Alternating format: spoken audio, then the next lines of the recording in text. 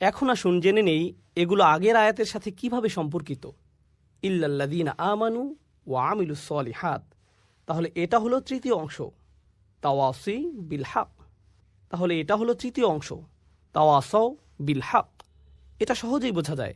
বেশিরভাগ মানুষই ভালো কাজ বলতে বোঝে এমন কিছু যা তারা নিজেরা করে। ভালো কাজ মানে হচ্ছে আমি নামাজ পড়ি, আমি দান করি, আমি ভালো কিছু করলাম, আমি গালি দেই না, আমি এটা করি সেটা করি, আমি খারাপ কাজ থেকে দূরে থাকি এবং ভালো কাজ করার চেষ্টা করি। মানে হচ্ছে মানুষ ভালো কাজ বলতে বোঝে যাতে তারা কেবল নিজেরা সম্পৃক্ত। কিন্তু আসলে আমরা দুই ধরনের কাজ করি, এমন কাজ যা আমাদের প্রভাবিত করে আর এমন কাজ যাতে অন্যরা প্রভাবিত হয়। এই দুই ধরনের কাজ আছে। যখন আপনি নামাজ পড়েন তখন কে প্রভাবিত হয়? আপনি নিজেই। যখন আপনি দান করেন এটা আপনাকে প্রভাবিত করে, আবার অন্যকেও প্রভাবিত করে। যখন আপনি মিথ্যা বলেন এটা আপনাকে প্রভাবিত করে, কিন্তু এতে অন্য কেউ প্রভাবিত হয় না। এখন বিষয় হচ্ছে, আপনি যদি শুধুমাত্র এমন ভালো কাজের ব্যাপারে চিন্তা করেন যা শুধু আপনাকে প্রভাবিত করে, আর আপনার আশেপাশের মানুষরা এমন নয়, হয়তো অন্য কিছু করছে, তারা তাদের কর্তব্যে অবহেলা করছে, আর তারা যে তাদের দায়িত্ব অবহেলা করছে তা শুধু তাদেরকেই সমস্যায় ফেলছে না, বরং কাকে সমস্যায় ফেলছে? অন্যদেরকেও। আপনার অন্যদের প্রতিও দায়িত্ব আছে, আর এর অবহেলার কারণে অন্যরা প্রভাবিত হচ্ছে। আপনাকে অন্যায়ের বিপক্ষে দাঁড়িয়ে সত্য কথা বলতে হবে, এটা আপনার দায়িত্ব, এটা মানবতার প্রশ্ন। সহজভাবে বললে আসলে এমনটা করতে সাহসের প্রয়োজন হয়। সেই মুহূর্তে কথা বলা যখন আপনি দেখছেন আপনার চুপ থাকার কারণে হয়তো অন্য কেউ সমস্যায় পড়বে। এটা হলো তাওয়াসি বিল হক। আমাকে সত্যিকার অর্থেই তার পক্ষে দাঁড়াতে হবে, কারণ আমি যদি না দাঁড়াই তাহলে নিশ্চিতভাবে অন্য কেউ সমস্যায় পড়বে। ধরুন আপনি রাস্তা দিয়ে যাচ্ছেন, সেখানে হয়তো কিছু বাচ্চা বেসবল খেলছে রাস্তার মাঝখানে। তারা খুব জোরে বল মারছে, বল হয়তো মানুষের গাড়িতে পড়ছে। এটা কি মেনে নেওয়ার মতো ঘটনা? না। তারা অন্য মানুষের সম্পদের ক্ষতি করছে। তখন আপনার মাথায় আসলো, আমার মনে হয় এদেরকে থামতে বলা উচিত, সম্ভবত আমার কিছু একটা তাওয়াসি বিল হক করা উচিত। বুঝা গেল? এই তোমরা এখানে খেলো না। কিন্তু তখন আপনার মাথায় আসবে, আমি যদি এদেরকে খেলা থামাতে বলি এরা হয়তো আমাকে নিয়েই খেলা শুরু করবে। এরা শুধু মুখে বলেই ক্ষান্ত হবে না, আমাকে মারতেও পারে শুধুমাত্র থামতে বলার কারণে। এটা একটা খুবই ছোট উদাহরণ। বড় পরিসরে বললে, পরিবারের ভেতরে যদি এমন হয়, আপনার বাবা হয়তো কোনো ভুল করেছেন, আপনার মা, আপনার মেয়ে, আপনার বোন, আপনার স্ত্রী, পরিবারের কেউ হয়তো কোনো ভুল করেছে, তারা কোনো অন্যায় করেছে, কেউ হয়তো মোহর পরিশোধ করছে না, কিংবা সম্পত্তির সমান ভাগ করা হচ্ছে না, আর এটা আপনার সামনেই ঘটছে। আপনার ভেতরে তখন মনে হচ্ছে আমার কিছু বলা উচিত, আমার বলা উচিত যেটা ভুল। কিন্তু তখন আপনি ভাবেন এর ফলাফল কি হবে? তারা সবাই আমাকে বকা দেবে, তারা হয়তো আমাকে অহংকারী ভাববে, এমনকি আমার সাথে কথা বলা বন্ধও করে দিতে পারে। এরকম আরও অনেক কিছু হতে পারে। তাহলে বুঝতে পারছেন, যখন আপনি সত্যি কথাটা বলতে চান তখন আপনার মাথায় কি কি আসে? এই সব ফলাফলগুলো। কিন্তু আল্লাহ আজ্জা ওয়া জাল্লা আমাদেরকে ছাড় দিয়েছেন, তিনি আমাদেরকে সব ভয় ভীতি থেকে মুক্তি দিয়েছেন। এই কারণে আমাদের সকল ভয় দুশ্চিন্তা চলে যায় যখন আল্লাহ বলেন ইল্লাল্লাযীনা আমানু। প্রথম অংশে যখন আপনার ঈমান থাকে তখন কি হয়? তখন আপনি কাকে ভয় পান? শুধুমাত্র আল্লাহ, কেবল আল্লাহ। যখন আপনি ভালো কাজ করেন তখন শুধু ঈমান বাড়তে থাকে, আর যখন ঈমান বাড়তে থাকে তখন আপনার পক্ষে তাওয়াসি বিল হক করাটা সহজ হয়ে যায়। আর যদি আপনি অনুভব করেন যে তাওয়াসি বিল হক করাটা আপনার পক্ষে বেশ কঠিন, বলুন তো এর মানে কি দাঁড়ায়? এর মানে দাঁড়ায় আপনার ঈমান ততটা শক্তিশালী নয়, আপনার ঈমান যথেষ্ট দৃঢ় নয়। এই দুটি বিষয় একটি অপরটির সাথে সম্পর্কযুক্ত। সত্যের পক্ষে দাঁড়ানো এবং কথা বলার সাহস থাকা সরাসরি ঈমানের সাথে সম্পর্কিত, একেবারে সরাসরিভাবে যুক্ত। শেষ অংশটা নিয়ে বলি। এই দুইটি বিষয় যেহেতু একটি অপরটির সাথে সম্পর্কিত, এখানে একটা হাদিস মনে পড়েছে। এটা আনাস রাদিয়াল্লাহু তাআলা আনহু কর্তৃক বর্ণিত সহিহ মুসলিমের হাদিস। আচ্ছা, আগে আমরা আবু সাঈদ আল খুদরির হাদিসটি দেখি।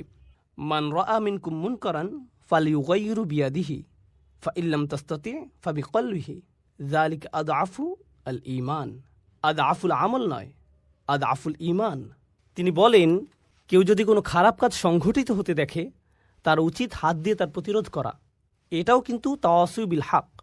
তিনি যদি এটা না পারেন তাহলে কি দিয়ে প্রতিবাদ করা উচিত? তার মুখ দিয়ে প্রতিবাদ করা উচিত, তার এর বিরুদ্ধে বলা উচিত। সে যদি এটাও না পারে, অন্তত তার অন্তরে এ ব্যাপারে খারাপ ধারণা করা উচিত। আর এটাই হচ্ছে সবচেয়ে দুর্বল ঈমান, আর এটাই হচ্ছে সবচেয়ে দুর্বল ঈমানের পরিচয়। রাসূল সাল্লাল্লাহু আলাইহি ওয়াসাল্লাম বলেননি যে এটা হচ্ছে সবচেয়ে দুর্বল আমলের পরিচয়, এটা হচ্ছে সবচেয়ে দুর্বল ঈমান। তার মানে তিনি মানুষকে সত্যের প্রতি উৎসাহ দেয়া, সত্যের জন্য কিছু করাকে সরাসরি ঈমানের সাথে সংযুক্ত করেছেন। ঠিক যেভাবে সূরায় এসেছে ইল্লাল্লাযীনা আমানু ওয়া আমিলুস সলিহাত ওয়া তাওয়াসাউ বিল হক, ইল্লাল্লাযীনা আমানু ওয়া আমিলুস সলিহাত, তারপর সাথে সাথে ওয়া তাওয়াসাউ বিল হক, এই তিনটিকে সম্পর্কযুক্ত করা হয়েছে। আর এই ব্যাপারে সবশেষে বলতে চাই, তাওয়াসি বিল হক হয়ে থাকে, এখানে তাওয়াসি শব্দটির মূল হচ্ছে তাফাউল, যার মানে হচ্ছে সহযোগিতা। তার মানে হচ্ছে এটা আপনার সমাজে হয়ে থাকে। এখানে বলা হচ্ছে যে এগুলো আপনার সমাজে সংঘটিত হবে, আপনার পরিবারে, আপনার মুসলিম বন্ধুদের মধ্যে, যারা নিজেদের মুসলিম দাবি করে, যারা ভালো কাজ করে। তাহলে তাওয়াসি বিল হক এখান থেকেই শুরু, তারপর এটা ছড়িয়ে পড়ে। সুতরাং যখন আমরা বলি অমুসলিমদের এই সত্যের ব্যাপারে জানানো দরকার, সর্বোপরি সমাজের প্রতি কর্তব্য, এই সব কিছু ঠিক আছে, কিন্তু এর শুরুটা কোথায় হবে? এর শুরু হবে আমাদের নিজেদের ঘরেই। যদিও শুরু করার জন্য এটাই সবচেয়ে কঠিন জায়গা, তবু এখান থেকেই আমাদের তাওয়াসি বিল হক এর সূচনা করতে হবে। আমাদেরকে সকল অন্যায় ও ভুল ভ্রান্তির দিকে নজর দিতে হবে, সেই সাথে ইমানের মৌলিক দিকগুলোর সাথে সাংঘর্ষিক বিষয়গুলোর প্রতি তাকাতে হবে, যা হয়তো আমাদের নিজেদের পরিবারেই ঘটছে, আর আমাদেরকে এর বিরুদ্ধে সোচ্চার হতে হবে। একটা চেয়ারে বসে ক্যামেরার সামনে মাইকে আপনাদেরকে এইসব বলাটা যত সহজ, নিজের পরিবারের মানুষদেরকে এসব বলা ততটাই কঠিন। সেটা অনেক অনেক অনেক বেশি কঠিন কাজ। এতে অনেক বেশি সাহসের প্রয়োজন হয়, এতে অনেক বেশি ধৈর্যেরও প্রয়োজন হয়, যা আমার পরবর্তী পয়েন্ট। আর তা হলো, যখন আপনি এগুলো করতে যাবেন তখন আপনার আবশ্যিকভাবে প্রচুর ধৈর্যের প্রয়োজন হবে। তাই আল্লাহ আজ্জা জাল্লা এই সূরা শেষ করেছেন এভাবে, তাওয়াসাউ বিস-সবর। সবর শব্দটির কয়েকটি অর্থ আছে। বাংলায় ধৈর্য বললে অর্থটি ঠিক পরিপূর্ণ হয় না। তাহলে আসুন প্রথমে আমরা সবরের কয়েকটি অর্থ সম্পর্কে জেনে নেই। হ্যাঁ, সবর বলতে ধৈর্যও বোঝানো হয়, কিন্তু এ দিয়ে অধ্যবসায়ও বোঝানো হয়।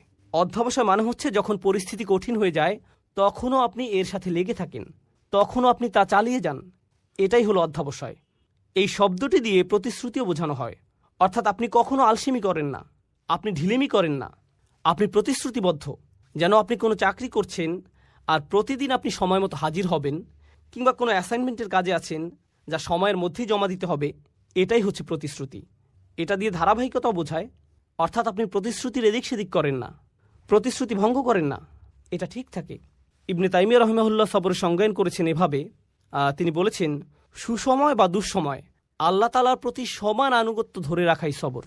আপনি যদি আল্লাহর প্রতি আনুগত্য ধরে রাখতে পারেন, সুসময় বা দুঃসময় যাই হোক না কেন, তাহলেই আপনি সত্যিকারের সবরের চর্চা করছেন। এটাই হলো সবর। এরপর আমরা দেখতে পাই আল্লাহ এখানে বলেননি ওয়াতাওয়াসাউ বিল হক ওয়াসসাবারু। এটা খুবই গুরুত্বপূর্ণ। তারা তাদের সামর্থ্যের সবটুকু দিয়ে আন্তরিকতা ও সততার সাথে একে অপরকে সত্যের প্রতি ও তাদের দায়িত্বের ব্যাপারে উৎসাহ প্রদান করে। আর আল্লাহ এখানে এইটুকু বলেননি যে তারা ধৈর্য ধরে কাজ করে, তিনি কেবল বলেননি যে তারা ধৈর্য ধরে, তিনি আরও আগবাড়িয়ে বলেছেন ওয়াতাওয়াসাউ বিস-সবর, যার মাধ্যমে আর বড় কিছু বোঝায়। তাহলে এখানে কেবল সবর করলেই হবে না, অর্থাৎ তারা কেবল ধৈর্য ধরে না, অধ্যবসায় করে না, ধারাবাহিকতা রাখে না, বরং তারা একে অপরকে ধৈর্যের ব্যাপারে বলে, অধ্যবসায়ে উৎসাহিত করে, ধারাবাহিকতা রাখতে বলে। বলুন তো এ থেকে আমরা কি শিখলাম? আপনি একা আপনার সবর ধরে রাখতে পারবেন না, আপনার উপদেশের জন্য কাউকে প্রয়োজন, যাতে সে আপনাকে সাহস যোগাতে পারে এবং বলতে পারে, ভাই তোমার সবর করা প্রয়োজন। সবর একে অপরকে সাহস যোগায়। অন্যের কাছ থেকে আপনি এই শক্তি পাবেন। একা থাকলে আপনি সাহস হারিয়ে ফেলবেন। এটা মানুষের স্বাভাবিক প্রবৃত্তি যে যখন মানুষ খারাপ পরিস্থিতির মধ্যে পড়ে, সবচেয়ে ইমানদার ব্যক্তিটিও, সবচেয়ে আমলদার ব্যক্তিটিও যে সব সময় ভালো কাজ করে, যখন কেউ তাকে অপমান করে বা কেউ তার কাজের প্রশংসা করে না এবং খারাপ কিছু ঘটে, এমনকি হতে পারে তা কোনো ইসলামিক কাজে, তখন সে হতাশ হয়ে পড়ে। এরা ভালো মানুষ, সবরের ব্যাপারে তাদের চেয়ে কে ভালো জানে? তবু আপনাকে সেই আলেম, সেই ইমাম, সেই কর্মী, সেই দায়ী, সেই শিক্ষকের কাছে যেতে হবে, গিয়ে বলতে হবে, ভাই আপনার ধৈর্য ধরা উচিত। যখন আপনি তাদেরকে এভাবে বলবেন, এতে কি তাদের উপকার হবে? হ্যাঁ, হবে। যদিও তারা এটা ইতিমধ্যেই জানে, তবুও, যদিও তারা সবরের ব্যাপারে ইতিমধ্যেই অনেক জানে, তবুও তারা এই তাওয়াসি এর মাধ্যমে উপকৃত হবে।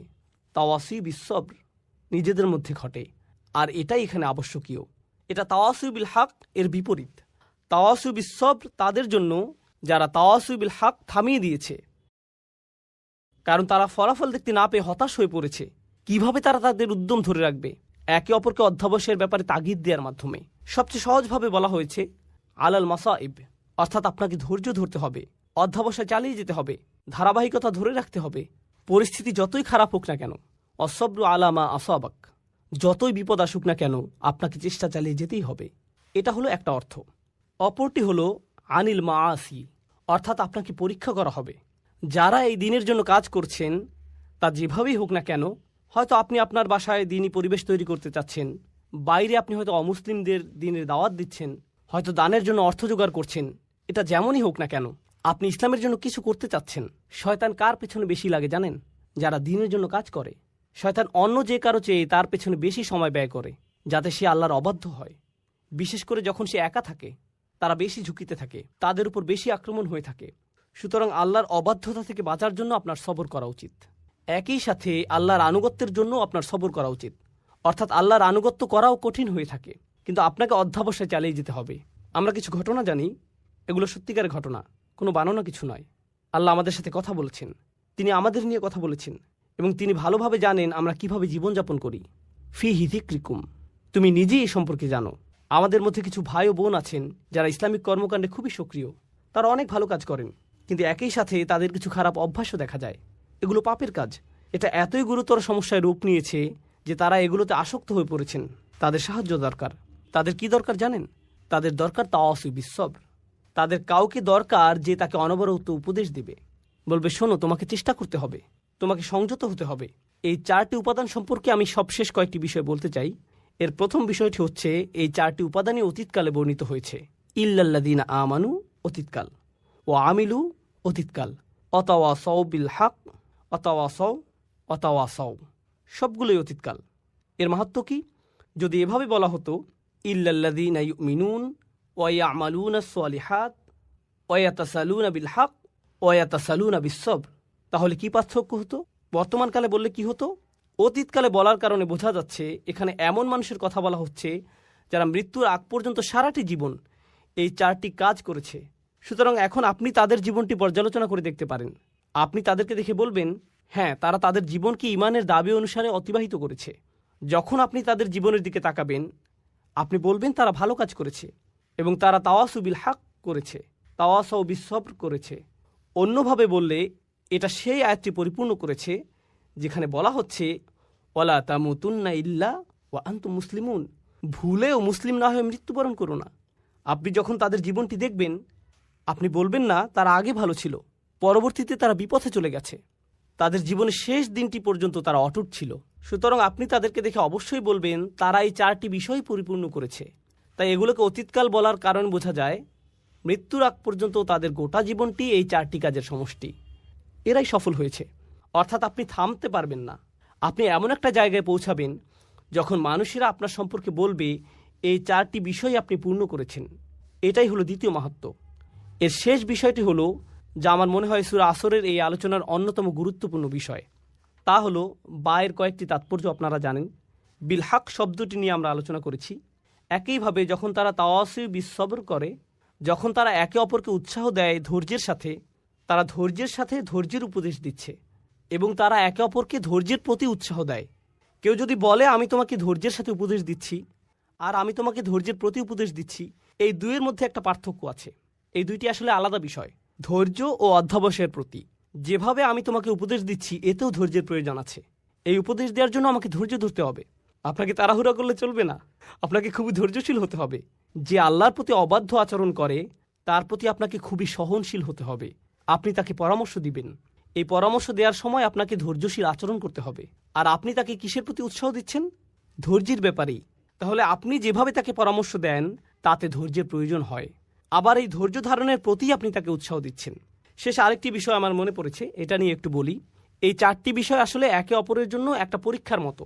অর্থাৎ যদি কেউ সবর হারিয়ে ফেলে, শেষ কথা হচ্ছে এই 4টি বিষয় আসলে একে অপরের জন্য একটা পরীক্ষা। অর্থাৎ যদি কেউ সবর হারিয়ে ফেলে তাহলে সে তাওয়াসু বিল হক করতে পারবে না। কেন পারবে না? কারণ যখনই সে মানুষকে সত্যের ব্যাপারে জানাতে যাবে, মানুষ এমন কথা বলবে যা সে সহ্য করতে পারবে না। আর যখন মানুষের এমন কথা সে শুনবে, পরিস্থিতি তার জন্য কঠিন হয়ে যাবে। সে বলবে আমি এটা নিতে পারছি না। যখন সে বলবে আমি এটা নিতে পারছি না, আমি সহ্য করতে পারছি না, এ থেকে তার কিসের ঘাটতি বোঝা যায়? সবরের ঘাটতি। সুতরাং যখন কেউ সত্যের প্রতি আহ্বান করে না, বুঝতে হবে সেখানে সবরের ঘাটতি আছে। আরেকটি বিষয় এ থেকে বোঝা যায়, তা হলো কেউ হয়তো ভাবতে পারে যে সে সত্যের প্রতি রাখছে, কিন্তু এই কথায় কারো কোনো সমস্যা হচ্ছে না। সে ভাবছে যে সত্যের প্রতি ডাকছে, কিন্তু তার এই ডাকায় কারো কোনো সমস্যা নেই, কেউ তার কথায় ক্ষুব্ধ হচ্ছে না। এর মানে কি জানেন? আপনি যেহেতু সবর ছাড়াই তাওয়াসু বিল হক এর প্রতি মানুষকে ডাকতে পারেন, আপনি খুব সম্ভবত তাওয়াসু বিল হক করছেন না। কেননা এই পৃথিবীর সবচেয়ে ভদ্র ও নরম মনের মানুষেরা যখন মানুষকে সত্যের পথে ডেকেছে, তারা বিপদে পড়েছেন। এটা হচ্ছে এই কাজের আবশ্যিক ফলাফল।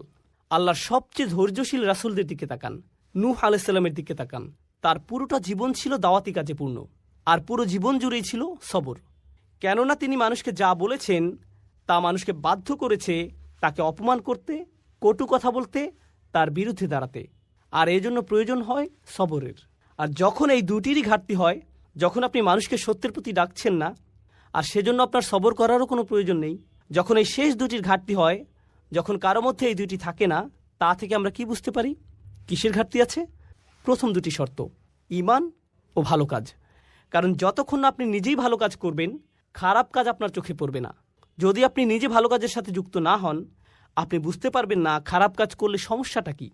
কিন্তু যখন আপনি নিজের পরিবর্তন করবেন, আপনি হয়তো পার্টি করতেন, তারপর আপনি আল্লাহর কাছে ভালোভাবে তওবা করে তার আনুগত্য করতে শুরু করলেন। যখন আপনি আল্লাহর আনুগত্য করেন আর অন্যরা পার্টি করে, এতে আপনি বিরক্ত হন, তাদের জন্য আপনার খারাপ লাগে। আগে এতে আপনার কিছু মনে করতেন না, কিন্তু এখন আপনার মনে হচ্ছে তারা কিভাবে এটা করছে, আমার তাদেরকে থামানো উচিত। আমি নিজেই ভুল করেছি, আমি চাই না তারাও একই ভুল করুক। এটা আপনাকে কষ্ট দেয়। কিন্তু এটা যদি আপনাকে কষ্ট না দেয়, আপনার যদি কখনো মনে না হয় যে আপনার তাদেরকে থামানো উচিত, তার মানে হলো আপনি ভালো কাজের প্রতি প্রতিশ্রুতিশীল নন। আর আপনার যদি ভালো কাজের ব্যাপারে প্রতিশ্রুতি না থাকে, তার মানে আপনার কি নেই? ঈমান। তাহলে এই সবগুলো বিষয় হচ্ছে লাজিম ও মালজুম। এগুলো একটি অপরটির আবশ্যিক ফলাফল এবং একটি আরেকটির সাথে ওতপ্রোতভাবে জড়িত। আমি অন্য সূরাগুলোর চাইতে এই সূরাটিতে অনেক বেশি সময় নিয়েছি। আমরা সূরা নাবা থেকে শুরু করেছিলাম, তখন একটি সেশনে একটি সূরা শেষ করেছি, কিন্তু এটা সূরা আসরের চতুর্থ সেশন। আলহামদুলিল্লাহ, অবশেষে আমরা এটা শেষ করতে পেরেছি। কেন জানেন? কারণ আমার মনে হয়েছে এটা সবচেয়ে ছোট সূরা। এটা এমন একটি সূরা যা মুখস্থ করা খুবই সহজ। আমাদের বেশিরভাগই এটা আত্মস্থ করে ফেলেছে, কিন্তু এটা সবচেয়ে ভারী সূরা। এই সূরার ওজন সবচেয়ে বেশি। আপনি আপনার জীবনকে কিভাবে দেখেন তা এই সূরাটি পুরোপুরিভাবে পরিবর্তন করে দেবে। আপনি কিভাবে আপনার পরিবারের সাথে আচরণ করেন, আপনার দৈনন্দিন জীবন, যা আপনি অর্জন করেছেন, যা এখনও অর্জন করতে পারেননি, তার চেয়েও বড় কথা সফলতা এবং ব্যর্থতা বলতে আপনি কি বোঝেন, এই সূরাটি এই সব কিছুর প্রতি আপনার মনোভাব পরিবর্তন করে দেবে। ডক্টর ফাদেল সালেহ আস-সামেরাই বলেছেন, কোন সূরা শুরু কোনো না কোনোভাবে এর শেষ অংশের সাথে সম্পর্কিত, কোন সূরা শুরুর অংশ তার শেষের অংশের সাথে যুক্ত। এই সূরা শুরু কী ছিল? একটি আয়াত, ওয়াল আসর, যা দিয়ে বোঝা যায় যে আপনার সময় শেষ হয়ে আসছে। আর শেষ আয়াতটি হলো 4টি উপাদান নিয়ে, যা আমরা গত 2 সেশন ধরে আলোচনা করছি। তাহলে এই দুইটি অংশ একটি অপরটির সাথে কিভাবে যুক্ত? ঈমান, ভালো কাজ, তাওয়াসু বিল হক, তাওয়াসু বিস সবর। এর ব্যাপারে সচেতন হওয়ার জন্য আপনার সময় শেষ হয়ে আসছে। আপনি সময় থাকতে সব কিছু ঠিক করে নিন।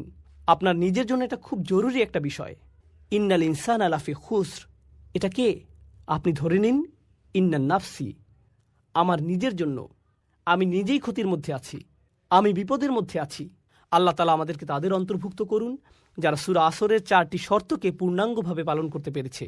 আল্লাহুম্মা জাআলনা মিনাল্লাযিনা আমানু ওয়া আমিলুস সলিহাত ওয়া তাওয়াসাউ বিল হক ওয়া তাওয়াসাউ বিস সবর। বারাকাল্লাহু লি ওয়া লাকুম ফিল কুরআনিল হাকীম ওয়া নাফা'নি ওয়া ইয়্যাকুম বিল আয়াতি ওয়াজ যিকরিল হাকীম। আসসালামু আলাইকুম ওয়া রাহমাতুল্লাহি ওয়া বারাকাতুহু। إنا هديناه السبيل إما شاكرا وإما كفورا. اللهم اجعلنا من الشاكرين، واللهم اجعلنا من الذين آمنوا وعملوا الصالحات وتواصوا بالحق وتواصوا بالصبر. آمين يا رب العالمين. এখানে আবার আসতে পেরে সম্মানিত বোধ করছি IIUM এ। এই সংক্ষিপ্ত খুতবায় আমি কিছু কথা স্মরণ করিয়ে দিতে চাই একটা সূরা সম্পর্কে, যা নিয়ে আমি গত 1 মাস ধরে চিন্তাভাবনা করছিলাম, অধ্যয়ন করছিলাম। এটা হলো সূরাতুল ইনসান। আর সূরাটির শুরুতে আল্লাহ প্রত্যেকটি মানুষকে একটি শক্তিশালী প্রশ্ন জিজ্ঞেস করছেন। আল্লাহর বাণী থেকে সর্বোচ্চ উপকার পেতে হলে, বিশেষ করে যখন তিনি উল্লেখ করছেন আল ইনসান, মানুষ, মানবজাতি নিয়ে বৃহত্তর পরিসরে চিন্তা করার পরিবর্তে বিলিয়ন বিলিয়ন মানুষ যে এই দুনিয়ায় বাস করছে, অতীতে যারা গত হয়ে গেছেন তাদের নিয়ে চিন্তা করার পরিবর্তে আমাদের প্রত্যেকের উচিত আমার নিজের সম্পর্কে চিন্তা করা, এমন আয়াত থেকে সর্বোচ্চ উপকার পেতে যেখানে উল্লেখ করা হয়েছে আল ইনসান। তো এটি খুবই ব্যক্তিগত একটা মেসেজ, প্রত্যেকটি মানুষের চাহিদাকে সামনে রেখে মেসেজটি পাঠানো হয়েছে, বিশেষ করে আমাদের জন্য, কারণ সৌভাগ্যক্রমে আমরা সবাই বিশ্বাসী। তো আয়াতে মানুষ শব্দটি শোনার সাথে সাথে আমার উচিত আমার নিজের সম্পর্কে চিন্তা করা, আর আপনার উচিত আপনার নিজের সম্পর্কে চিন্তা করা। হাল আতা আলাল ইনসানি হাইনুম মিনাদ দাহরি লাম ইয়াকুন শাইআম মাযকুরা। মানুষের উপর কি এমন একটা সময় অতিবাহিত হয়নি সময়ের সীমাহীন সমুদ্র থেকে, আদ-দাহর সময়ের সীমাহীন সমুদ্র থেকে এমন একটা ছোট্ট সময় কি অতিবাহিত হয়নি যখন মানুষ এমন কিছু ছিল না যা নিয়ে কথা বলার মতো অবস্থা ছিল না, যার কথা উল্লেখ করার যোগ্য ছিল না, এবং এ অর্থটাও সে স্মরণযোগ্য কোনো বস্তু ছিল না। আল্লাহ আপনাকে আমাকে খুবই সহজ একটা প্রশ্ন করেছেন, এমন একটা সময় কি অতিবাহিত হয়নি যখন কেউ তোমার কথা মনে করত না? এমন একটা সময় কি ছিল না যখন কেউ তোমার ব্যাপারে কিছু বলতো না? যদিও তোমার অস্তিত্ব ছিল, কিন্তু মানুষ তোমাকে নিয়ে কথা বলতে লজ্জা পেত, তোমার ব্যাপারে কথা বলতে তাদের অস্বস্তি লাগত। তৎক্ষণাৎ পরবর্তী আয়াতে তিনি বললেন, তিনি মানুষকে একটি তরল পদার্থ থেকে সৃষ্টি করেছেন, এক ফোঁটা পানি থেকে, নুতফা, যা মিশ্রিত, অর্থাৎ মিশ্রিত নারী এবং পুরুষের মাঝে। আল্লাহ এখন এমন কিছু নিয়ে কথা বলছেন, বীর্য নিয়ে, ডিম্ব নিয়ে, যা পরস্পর মিলিত হয় একজন নারীর গর্ভধারণ নিয়ে, যা নিয়ে কথা বলাটা অস্বস্তিকর এবং লজ্জাজনক। তাই এটা এমন কিছু নয় যা নিয়ে আপনি হামেশাই কথা বলেন, এমন কিছু নয় যা নিয়ে নিঃসংকোচে কথা বলেন।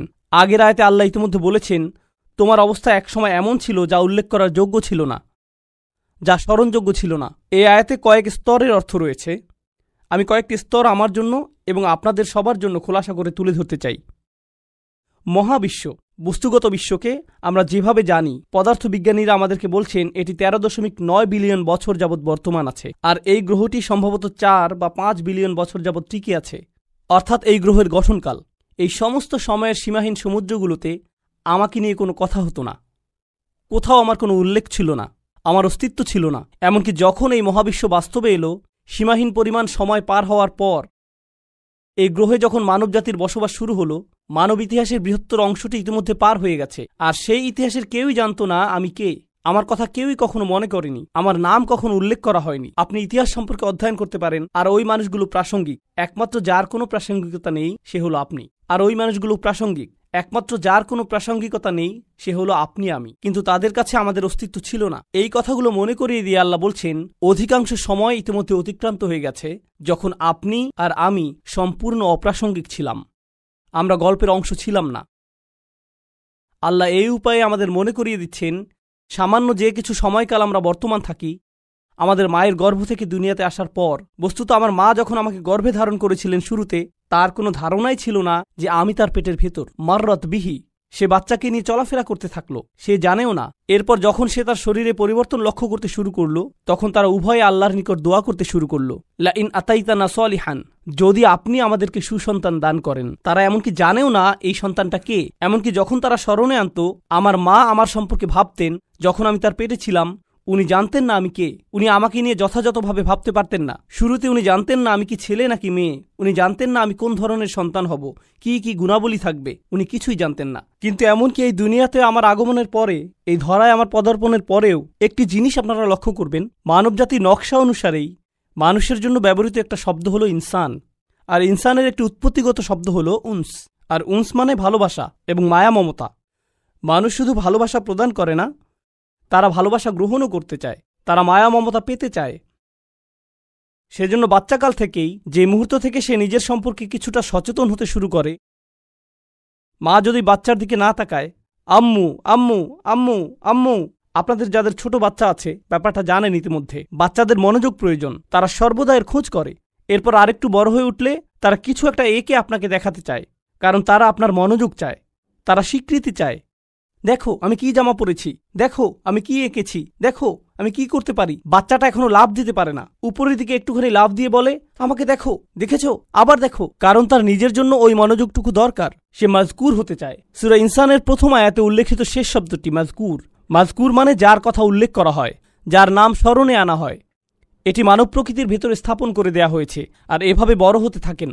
কিশোর বয়সে পৌঁছলে আপনি সুন্দর সুন্দর জামা কাপড় পরতে চান, আকাঙ্ক্ষা করেন নিজেকে যেন সুন্দর দেখায়, কারণ আপনি সবার নজরে পড়তে চান, দৃষ্টিতে পড়তে চান, এবং মাজকুরও, নিজের উল্লেখও চান, আশা করেন মানুষ যেন আপনাকে নিয়ে কথা বলে। আরও বড় হতে থাকলে, এখন আপনি বিশ্ববিদ্যালয়ে পড়েন, আমি জানি এখানে সমাবর্তন হতে যাচ্ছে, গ্র্যাজুয়েট হওয়া অনেক বড় একটা ব্যাপার। কি হয় যখন ছাত্ররা তাদের সার্টিফিকেট পায়? অনেকে ইনস্টাগ্রামে এবং ফেসবুকে তাদের সার্টিফিকেটের ছবি আপলোড করবে। আপনি ছাড়া কেউ যারা কোনো পরোয়া করে না, কিন্তু আপনার ভেতরে আছে মাজকুর হওয়ার আকাঙ্ক্ষা। মানুষ যেন আপনার নাম উল্লেখ করে এমন একটা চাহিদা। মাশাআল্লাহ, অভিনন্দন, কংগ্রাচুলেশনস। আমাদের জীবনটাই কেটে যায় স্বীকৃতি খুঁজতে খুঁজতে। এমনকি মানুষ যখন বিয়ে করে, স্ত্রী স্বামীর কাছ থেকে স্বীকৃতি পাওয়ার আশায় থাকে, আবার স্বামীও স্ত্রীর কাছে স্বীকৃতি পাওয়ার আশায় থাকে। আমরা আমাদের পিতামাতাকেও সন্তুষ্ট করতে চাই। যখন গ্র্যাজুয়েট হন, সবাই আপনাকে অভিনন্দন জানাচ্ছে, কিন্তু আপনি আপনার বাবার কাছে মাজকুর হতে চান। বাবা, আমি পাশ করেছি। বাবা, আপনার ছেলে পাশ করে ফেলেছে। বাবা, ছবিগুলো দেখেছেন? বাবার কাছ থেকে এই অভিনন্দনটা আপনি পেতে চান, অথবা আপনার মায়ের কাছ থেকে, কারণ সবসময় এমন বিশেষ কেউ থাকে যার কাছে আমরা স্মরণীয় হয়ে থাকতে চাই। জানেন, এখন বহু স্টাডি থেকে জানা যায় মানুষ এখন অনেক বেশি নিঃসঙ্গ এবং একাকিত্ব ফিল করে ইতিহাসের অন্য যে কোনো সময়ের তুলনায়। ব্যাপারটা কৌতূহল জাগ্রত করে। একবার আমি একটা ইসলামিক স্কুলে গিয়েছিলাম, অন্য একটা মুসলিম দেশে। আমি একদল বালক বালিকার উদ্দেশ্যে বক্তব্য দিয়েছিলাম। এক পাশে ছিল প্রায় 300 থেকে 400 বালক এবং অন্য পাশেও ছিল প্রায় 300 থেকে 400 বালিকা, 13-14 বছর বয়সের। আমি একটা বক্তব্য দিয়েছিলাম, প্রিন্সিপাল এবং অন্যান্য শিক্ষকরাও সবাই সেখানে উপস্থিত ছিল। তো তারা একটি প্রশ্নোত্তর সেশনের আয়োজন করেছিল। 800 ছাত্রছাত্রী রুমের ভেতর, কেউ কোনো প্রশ্ন জিজ্ঞেস করল না। আমি তখন বললাম, তারা প্রশ্ন জিজ্ঞেস করছে না কারণ পুলিশ তাদের দিকে তাকিয়ে আছে, শিক্ষকেরা সেখানে, প্রিন্সিপাল সেখানে, ক্যামেরাম্যান সেখানে। তারা লজ্জা পেতে চায় না। তাই আমি কি করব? আমি সমাবেশের ভেতরে চলে যাব এবং এই বাচ্চাগুলোর সাথে কথা বলবো। কোনো ক্যামেরা থাকবে না, মাইক্রোফোন থাকবে না। আমি ভেতরে গেলাম ছাত্রীদের সেকশনে, শুধু ছাত্রীগুলোর সাথে কথা বলেছিলাম 2 ঘন্টা যাবত। তাদের প্রশ্নের যেন আর শেষ নেই। অন্য পাশে ছেলেদের সেকশনে আরও 2 ঘন্টা, তাদেরও প্রশ্নের কোনো শেষ নেই। আর সবচেয়ে কমন প্রশ্নটি ছিল, সব সময় একাকিত্ব ফিল করলে কি করব? যদি নিজের সরব উপস্থিতি না থাকে তখন কি করব? যদি কেউ আমাকে না দেখে?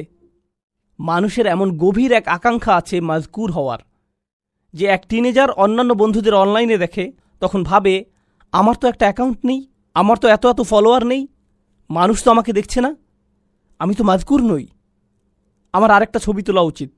না, ফিল্টার পরিবর্তন করি, না অন্য কিছু করা দরকার, ব্যাকগ্রাউন্ড পরিবর্তন করলে ভালো হবে, লাইটটা আর একটু ভালো হতে পারত। এরপর পোস্ট করে, কেউ একজন হার্ট ইমোজি দিল, কেউ একজন লাইক দিবে, আমি মাজকুর। যাক, আমার এখন উপস্থিতি আছে। আর যদি পোস্ট না করেন, যদি এক টুকরা পিজার ছবি পোস্ট না করেন, কোথায় দাঁড়িয়ে আছেন সে ছবি, কোথায় দাঁড়িয়ে আছেন সেই ছবি, কোন পার্কে আছেন, আবু জেহেলের কোন উইজডম বা কোনো কিছু একটা, যদি এটা পোস্ট না করেন, তখন হঠাৎ মনে হয় আমি যে জীবিত আছি এটাও তো কেউ জানে না। তখন হয়ে পড়েন গায়রে মাজকুর, অনুল্লেখযোগ্য। যতকাল যাবৎ মহাবিশ্বের অস্তিত্ব আছে তার অধিকাংশ সময় জুড়ে, এবং যতকাল যাবৎ মানুষের অস্তিত্ব আছে, আপনি ছিলেন গায়রে মাজকুর। আর এমন একটি সময় দ্রুতই ঘনিয়ে আসছে যখন আপনি আর আমি কবরে শায়িত হব, আর কিছু মানুষ আমাদের কথা মনে রাখবে এবং তারা আমাদের জন্য কাঁদবে। এরপর সময়ের পরিক্রমায় আমরা আবার গায়রে মাজকুর হয়ে যাব। আমরা বিখ্যাত মানুষদের কথা মনে রাখি, আমরা ইসলামের ইতিহাসের বিখ্যাত আলেমদের কথা স্মরণ করি। আমরা স্মরণ করি যেমন ইমাম শাফিঈর কথা রাহিমাহুল্লাহ, বা ইমাম আবু হানিফার কথা রাহিমাহুল্লাহ। কিন্তু তাদের তো বড় পরিবার ছিল, কেউ তো তাদের পরিবারের কথা স্মরণে আনে না। তাদের অনেকেই আমাদের নিকট এখন অদৃশ্য। আমরা শাসকদের কথা মনে করি না, সেই সময়ের সম্পদশালীদের কথাও আমরা মনে করি না, আমরা ভালো চেহারার মানুষদের কথাও স্মরণে আনি না, আমরা জনপ্রিয়দের কথাও স্মরণে আনি না। বিখ্যাত মানুষদের কথা অথবা তাদের কর্মের কথা আমরা স্মরণে আনি না। তারা বিস্মরণের অতল গহ্বরে তলিয়ে গেছে, তারা আবার অপ্রাসঙ্গিক হয়ে পড়েছে। আর আল্লাহ আমাকে আপনাকে শিক্ষা দিচ্ছেন, তোমরা এই জিনিসের পেছনে ছুটে চলছ প্রাসঙ্গিক হতে, স্মরণযোগ্য হতে, আলোচিত হতে, ফলোয়ারদের সাথে যুক্ত হতে। এই জিনিসটাই ছিল তোমার সবচেয়ে কামনীয়, কিন্তু তোমাকে তো মূলত গায়রে মাজকুর হিসাবে সৃষ্টি করা হয়েছে। খুব শীঘ্রই তুমি আবারও গায়রে মাজকুর হয়ে পড়বে। তারা পুনরায় অপ্রাসঙ্গিক অবস্থায় প্রত্যাবর্তন করবে। চিত্রটা খুবই নিরাশাজনক। কেউ আমার কথা মনে করবে না, কেউ আমাকে জানবে না। প্রসঙ্গত, এমনকি যেসব মানুষরা আল্লাহকে বিশ্বাস করে না, তারাও স্মরণীয় হয়ে থাকার চাহিদা অনুভব করে। তাই দেখবেন বিলিয়ন বিলিয়ন ডলারের মালিকেরা, যারা কোনো কিছুতে বিশ্বাস করে না, তারা কোনো ধর্মে বিশ্বাস করে না, আর তারা মৃত্যুর সময়, খুবই বৃদ্ধ, মৃত্যুর সময় তারা নিজেদের সম্পদ কোনো হাসপাতালে দান করে যায় বা কোনো দাতব্য সংস্থায় দান করে দেয়, কিন্তু সাথে একটা শর্ত আরোপ করে, বিল্ডিংয়ের গায়ে যেন আমার নাম লেখা থাকে, বা আমার একটা মূর্তি তৈরি করবে আর বিল্ডিংয়ের প্রবেশপথে ওটা রেখে দিবে। কারণ যদিও আমার অস্তিত্ব না থাকে, আমার স্মৃতি যেন বেঁচে থাকে। আমাকে তবু মাজকুর হতে হবে যদিও আমার অস্তিত্ব না থাকে। এটি এমন কিছু যা তাদের হৃদয়ের গহীনে স্থাপন করে দেয়া হয়েছে। কিন্তু এই যে আকাঙ্ক্ষা, আল্লাহ একটি বাচ্চার ভেতরে এটি রেখেছেন, শিশুটির মনোযোগ পাওয়ার আকাঙ্ক্ষা, বা যে আকাঙ্ক্ষাটা আল্লাহ মানুষের ভেতরে রেখে দিয়েছেন, যা $multi-billion সোশ্যাল মিডিয়া ইন্ডাস্ট্রির মূল চালিকা শক্তি। মানুষ যদি অন্যের মনোযোগ না চাইতো, সোশ্যাল মিডিয়ার জন্ম হতো না, এর অস্তিত্ব থাকতো না। এগুলো শয়তানি কোনো মেশিন না, এগুলো শুধু আমাদের আকাঙ্ক্ষাগুলো খেয়েই বেঁচে আছে। আমাদের এই আকাঙ্ক্ষাগুলো থাকার কারণেই এগুলো এদের মতো করে কাজ করতে পারছে। এগুলো আমাদের কার্যকলাপ খেয়েই টিকে আছে। ব্যাপারটা হলো, আল্লাহ কেন এই চাহিদাটা আমাদের ভেতরে রেখেছেন? এর উদ্দেশ্যটা কি? আমি কেন সর্বদা স্বীকৃতির অন্বেষণে থাকি? কেন এমন মনে হয়? কেন আমার ভেতরটা শূন্য মনে হয়? যদি স্বীকৃতি না পাই, জানেন আমি কিছু একটা ফিল করি। যদি মনে হয় আমার কোনো উল্লেখ নেই, কেমন যেন ফাঁকা ফাঁকা অনুভূত হয়। আর আল্লাহ নিজেই এই ব্যাপারটা বর্ণনা করেছেন পরের আয়াতগুলোতে। তিনি বলেন, ইন্না হাদাইনাহু সাবিলা ইম্মা শাকিরান ওয়া ইম্মা কাফুরা। আমি তাকে পথ দেখিয়েছি, একটা পথ। আল্লাহ প্রতিটি মানুষের ভেতরে প্রোগ্রাম করে দিয়েছেন যে তারা এই জীবনে একটি সফরে আছে। এখন এই সফরের একটি অংশ হল, উপলব্ধি করেন বা না করেন, আপনি সেই সফরে এমনিতে আছেন। ইন্নাকা কাদিহুন ইলা রব্বিকা কাদহান ফামুলাকিহি। প্রতিটি দিন অতিক্রান্ত হয়ে যাচ্ছে। জীবন একটি সফর। প্রতিটি মানুষ মৃত্যুর দিকে 1 পা 2 পা করে এগিয়ে যাচ্ছে। আমাদের প্রত্যেক দিন আগের দিনের চেয়ে মৃত্যুর আরেকটু নিকটে। সেই ভ্রমণ স্বয়ংক্রিয়ভাবে এগিয়ে চলছে।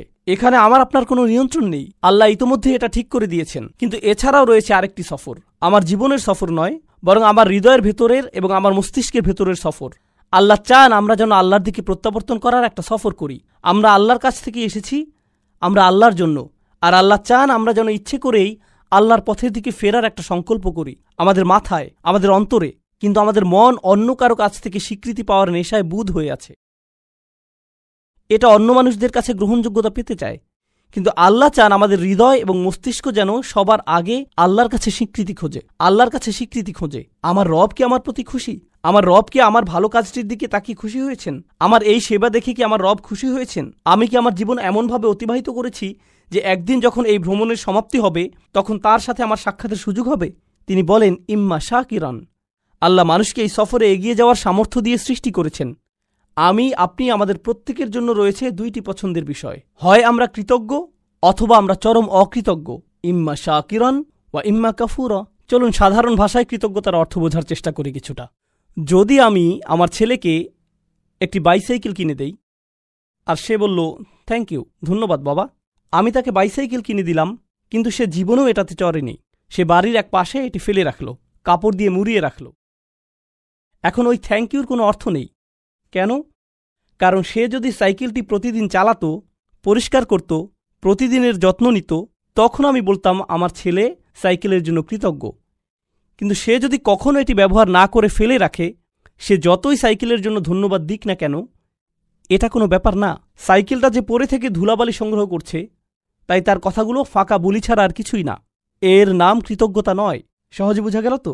যখন আল্লাহ আমাকে হেদায়েত দিয়েছেন, আল্লাহ আমাকে এই জীবনের একটি লক্ষ্য দিয়েছেন, আর আল্লাহ বলছেন, তুমি কি এই হেদায়েতের জন্য কৃতজ্ঞ হবে? আমি কি সেই হেদায়েতের জন্য কৃতজ্ঞ হব নাকি হব না? তার মানে আল্লাহ আমাকে যা দিয়েছেন, যদি আমি তা ব্যবহার না করি, যদি আমি তা জীবন চলার পথে কাজে না লাগাই, তখন আমি যত খুশি আলহামদুলিল্লাহ বলতে পারি, এটা অর্থহীন। আমি তো উপহারটি ব্যবহার করছি না, আমি কোনোভাবেই এটি কাজে লাগাচ্ছি না। এটাই হলো ইম্মা শাকিরান ওয়া ইম্মা কাফুরা। অসাধারণ সুন্দর একটা ব্যাপার আছে, যেদিকে আমি আলোচনার মোড় ঘুরিয়ে নিতে চাই। জানেন, এই একই সূরাতে, সূরাতুল ইনসানে পরের দিকে একেবারে সমাপ্তিতে আল্লাহ বর্ণনা করছেন, না বরং শেষের অংশে আল্লাহ জান্নাতি মানুষদের বর্ণনা দিয়েছেন। আল্লাহুম্মা আদখিলনা ফি জান্নাতিক। দোয়া করছি আল্লাহ যেন আমাদের তার জান্নাতে প্রবেশ করান। আমরা যখন আল্লাহর জান্নাতে প্রবেশ করব, পরিশেষে এমন একটা সময় আসবে, আল্লাহ যার বর্ণনা দিয়েছেন এভাবে, তার প্রতি বিশ্বাসীদের পোশাক পরানো হবে বিশেষ ধরনের, হুল্লু আসাউইরা মিন ফিদ্দাহ, তাই না? তিনি বলছেন, আলিয়াহুম সিয়াবু সুন্দুসিন খুদরুম ওয়া ইস্তাবরাক ওয়া হুল্লু আসাউইরা মিন ফিদ্দাহ। তাদেরকে বিভিন্ন ধরনের সিল্কের তৈরি পোশাক পরানো হচ্ছে, হাতে বিশেষ ধরনের ব্রেসলেট পরানো হচ্ছে। মনে করতে পারেন রোলেক্স ঘড়ির মতো কিছু। বিশেষ ব্র্যান্ডের ঘড়ি পরানো হচ্ছে, হাতে ব্রেসলেট পরানো হচ্ছে, সুন্দর জামা পরানো হচ্ছে। কেন তাদের স্পেশাল পোশাক পরানো হচ্ছে? ভালো পোশাক পরেন কারণ বিশেষ কোনো অনুষ্ঠানে যোগ দিতে যাচ্ছেন, তাই না? আপনি উত্তম পোশাক পরেন যখন বিশেষ কারোর সাথে সাক্ষাৎ করতে যান। ঠিক একই আয়াতের পরের অংশে তিনি বলেন, ওয়াসাকাহুম রব্বুহুম শারাবান তাহুরা। আর তাদের রব আল্লাহ তাদেরকে পবিত্র ড্রিঙ্কস পান করতে দিবেন। আপনারা সরাসরি আল্লাহর সাথে সাক্ষাৎ করতে যাচ্ছেন। আপনাকে বিশেষ পোশাক পরানো হচ্ছে জান্নাতে, কারণ আপনি আল্লাহর সাথে সাক্ষাৎ করতে যাচ্ছেন। এখন জান্নাতে যখন আল্লাহর সাথে আপনার সেই সাক্ষাৎটি হবে, আল্লাহ আমাদের সবাইকে তার সাথে সেই সাক্ষাৎটি করার সৌভাগ্য দান করুন। যখন সেই সাক্ষাৎটি হবে, তিনি আমাদের একটা ড্রিঙ্কস দিচ্ছেন, সুস্বাদু পানীয় দিচ্ছেন। আর যখন পবিত্র পানীয় আমাদের দিচ্ছেন, তিনি তখন আমাদের সাথে কথা বলছেন, ইন্না হাযা কানা লাকুম জাযাউন ওয়া কানা সাঈকুম মাশকুরা। এটিই তোমাদের বেতন, এটিই তোমাদের পুরস্কার, আর তোমাদের কর্মপ্রচেষ্টা ছিল প্রশংসাযোগ্য। তোমাদের চেষ্টাগুলো স্বীকার করে নেওয়া হলো। অর্থাৎ মানুষকে সৃষ্টি করা হয়েছে উল্লেখের অযোগ্য করে। মানুষ মরে যায়, এরপর অন্যরা হয়তো কিছুকাল তাদেরকে মনে রাখবে অথবা রাখবে না, কিন্তু আল্লাহ বলছেন মহাবিশ্বের বয়সের চেয়েও বেশি সময় ধরে এবং যতকাল যাবৎ আকাশসমূহ এবং পৃথিবী বর্তমান আছে তার চেয়েও বেশি সময় ধরে আল্লাহ আমার চেষ্টাগুলোর কথা মনে রাখবেন। আল্লাহ তার স্বীকৃতি দিবেন। আল্লাহ বলবেন, তুমি উত্তম প্রচেষ্টা দেখিয়েছ, আর তার পুরস্কার তুমি এখন পাচ্ছ। আল্লাহ আমার স্বীকৃতি দেবেন, আমি তখন মাজকুর হয়ে যাব আল্লাহর নিকট। আল্লাহ নিজে আমার উল্লেখ করবেন। আমরা যে আল্লাহর জিকির করি, এটি একটি দিক। আর এই আয়াতে আল্লাহ আপনার জিকির করছেন, তিনি আপনার কথা উল্লেখ করছেন, তিনি আপনার প্রচেষ্টাগুলোর কথা মনে করছেন, তিনি আপনার চেষ্টাগুলোর স্বীকৃতি দিচ্ছেন। তো এখন আমি আমার চাহিদা সম্পর্কে শিখলাম যে এটা বৈধতা চায়, আমার স্বীকৃতি পাওয়ার চাহিদা, আমার উল্লেখ পাওয়ার আকাঙ্ক্ষা। আল্লাহ যে পিপাসা আমার ভিতরে স্থাপন করে দিয়েছেন, আর কোনো মানুষ সে তৃষ্ণা কখনো মেটাতে পারবে না। যখন অন্য কারো মনোযোগ চাইবেন বা অন্য কারো স্বীকৃতি চাইবেন, আপনি সর্বদা হতাশ হবেন। এরপর উপলব্ধি করবেন, যদি আপনি সত্যি কৃতজ্ঞ হন, যদি প্রকৃত শুকরগুজারি হন, তখন আপনি শুধু আল্লাহর কাছ থেকে স্বীকৃতি খুঁজবেন, শুধুই তার কাছে। এটাই আপনার জন্য যথেষ্ট। আর যখন তা যথেষ্ট হবে, জান্নাতে আল্লাহ বলবেন, এই যে তোমার স্বীকৃতি। এটা সেই একই সূরা। প্রসঙ্গত, যখন আমরা অন্যদের জন্য মঙ্গলজনক কিছু করব, ইউতঈমুনা আত-তাআম, তারা অন্যদের আহার করায়, আল্লাহ বলেন, ইন্নামা নুতঈমু লিওয়াজহিল্লাহি লা নুরিদু মিনকুম জাযাআন ওয়ালা শাকুরা। এমনকি যখন আপনি অন্যদের জন্য ভালো কিছু করেন, আপনি তাদের নিকট প্রশংসা খোঁজেন না, আপনি থ্যাংক ইউ খোঁজেন না, আপনি তাদের কাছে স্বীকৃতি খোঁজেন না। এই কথা আপনি নিজেকে মনে করিয়ে দেন এবং তাদেরকেও, আমি আপনাদের কাছে কিছুই চাই না, আমি শুধু আল্লাহর সামনে কিছু নিয়ে দাঁড়াতে চাই। আমি শুধু চাই আল্লাহ দেখুক আমি কি করেছি। আমি শুধু চাই আল্লাহ যেন আমার এই কাজে খুশি হন। এটাই আমার সমস্ত চাওয়া। আর এই শিক্ষাটি আল্লাহ আমাদেরকে এই সুন্দর সূরার একেবারে কেন্দ্রে প্রদান করেছেন, স্মরণীয় হওয়ার প্রশ্নের মাধ্যমে। আমাদের তাদের অন্তর্ভুক্ত হওয়া যারা আল্লাহর প্রতি কৃতজ্ঞ, আল্লাহর প্রতি কৃতজ্ঞতার জিন্দেগি যাপন করা। একদিন এমন বিষয়ে পরিগণিত হবে, আমাদের তাদের অন্তর্ভুক্ত হওয়া যারা আল্লাহর প্রতি কৃতজ্ঞ, আল্লাহর প্রতি কৃতজ্ঞতার জিন্দেগি যাপন করা একদিন এমন বিষয়ে পরিগণিত হবে যখন আল্লাহ আমাদেরকে স্বীকৃতি দেবেন। ঠিক এই ভ্রমণটি এখানে ঘটেছে। এই সূরার একেবারে শুরুতে আপনারা দেখবেন আল্লাহ উল্লেখ করছেন, আমরা আমাদের মায়ের গর্ভে ছিলাম। আর মায়ের পেটকে বলা হয় রাহাম, গর্ভকে বলা হয় রাহাম। আর সূরার সমাপ্তিতে আল্লাহ বলেন, ইউদখিলু মান ইয়াশাউ ফি রাহমাতিহি। তো তিনি আশারা ইলা রহমা ফিল বিদায়া, তিনি রহমের দিকে ইঙ্গিত করলেন, তিনি রহমের দিকে ইঙ্গিত করলেন সূরার সূচনাতে। আর উপসংহারে তিনি বললেন, তিনি যাকে চান তার রহমাতে প্রবেশ করান, অর্থাৎ তার জান্নাতে। ঠিক যেভাবে আপনার প্রতিটি চাহিদা পূরণ করা হচ্ছিল আপনার মায়ের রাহমের ভিতরে, সেটা ছিল রাহমের প্রথম এপিসোড। আর রাহমের শেষ এপিসোড আমার আপনার জন্য অপেক্ষা করছে, আর তা হলো আল্লাহর রাহমা আসলে, আর তা হলো জান্নাতে প্রবেশ। আল্লাহ আমাদের সবাইকে তার জান্নাত প্রদান করুন। আপনাদের অনেকেই গ্র্যাজুয়েট হচ্ছেন বা গ্র্যাজুয়েট হয়ে গেছেন, পেছনে বহু স্মৃতি রেখে যাচ্ছেন, চমৎকার সব স্মৃতি, বন্ধুত্বের, শিক্ষার, অভিজ্ঞতার।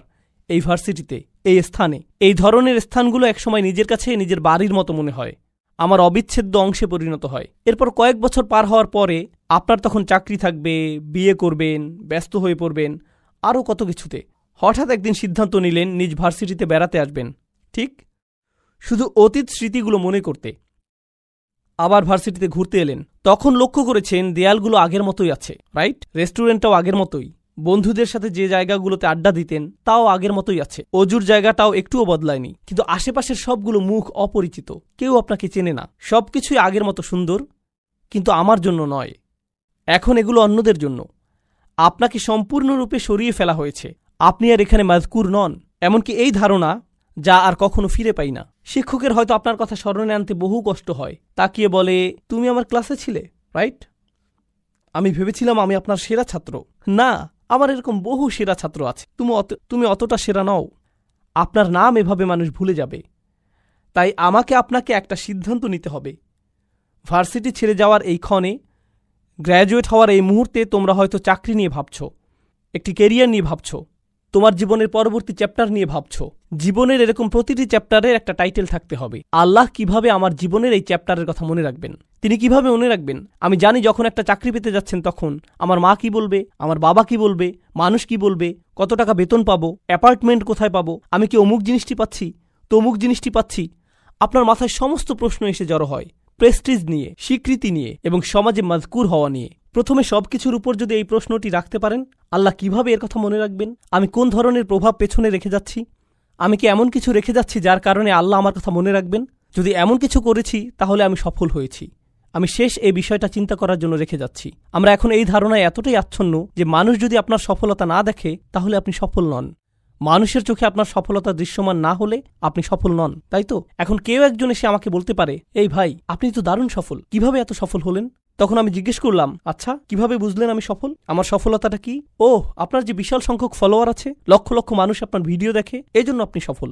তখন আমি বলি, সুবহানাল্লাহ, আমরা কোরআন থেকে কত দূরে সরে এসেছি। আমাদের চিন্তাভাবনা কোরআন থেকে কত দূরে।